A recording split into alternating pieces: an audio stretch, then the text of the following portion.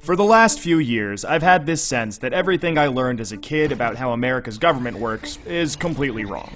But I had no idea how bad things actually were until I saw this one graph.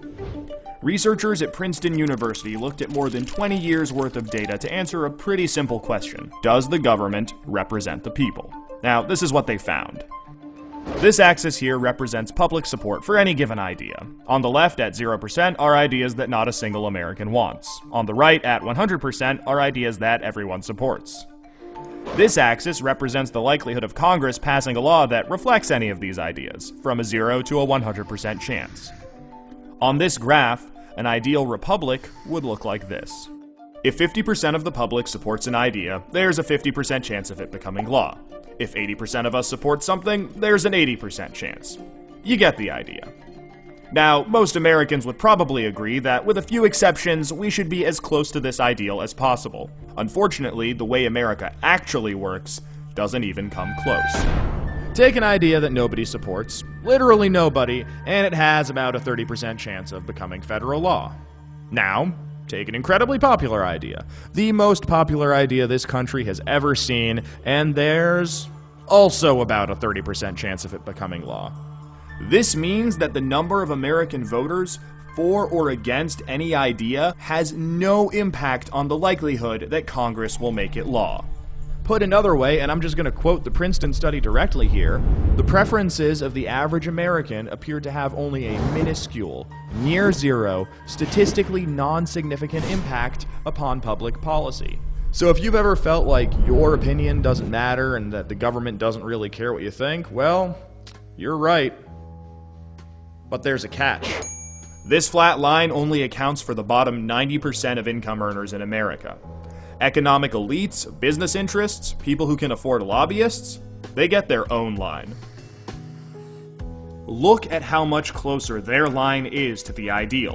When they want something, the government is much more likely to do it. And when they don't, they have the power to completely block it from happening, no matter how much the rest of the country supports it. They get what they want, and guess who ends up paying for it?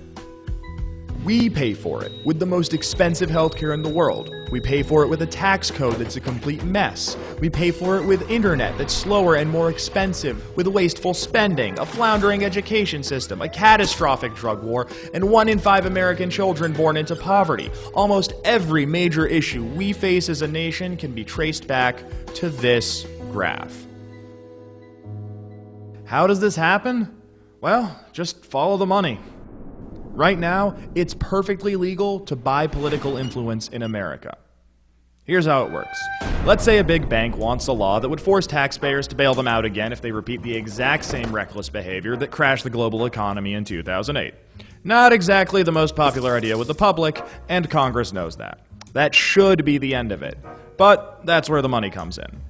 It's perfectly legal for our bank to hire a team of lobbyists whose entire job is to make sure that the government gives the bank what it wants. Then, those lobbyists can track down members of Congress who regulate banks and help raise a ton of money for their re-election campaigns. It's perfectly legal for those lobbyists to offer those same politicians million-dollar jobs at their lobbying firm. Then, those lobbyists can literally write the language of this new bailout law themselves and hand it off to the politician they just buttered up with campaign money and lucrative job offers. And it's perfectly legal for those politicians to take the lobbyist-written language and sneak it through Congress at the last second. So now you've got a law that greatly benefits the banks, and the whole process can start over. This is how a bill becomes a law. A special interest hires some lobbyists, those lobbyists collect campaign contributions, offer jobs, and then write the laws that Congress then passes to help those same special interests. This happens every day on every single issue with politicians of both parties. In the last 5 years alone, the 200 most politically active companies in the United States spent $5.8 billion influencing your government.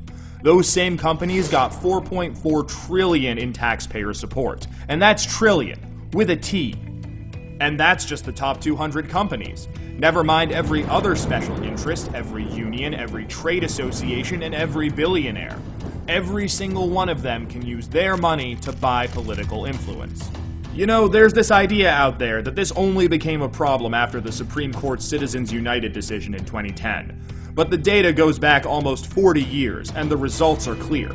Corruption is legal in America. And as long as it is, anyone who can spend money to buy political influence will. The solution here isn't rocket science. Make corruption illegal. We already know Congress won't do it. I mean, one look at this chart will tell you that. What we need is a plan that lets us go around Congress and do what the American people do best.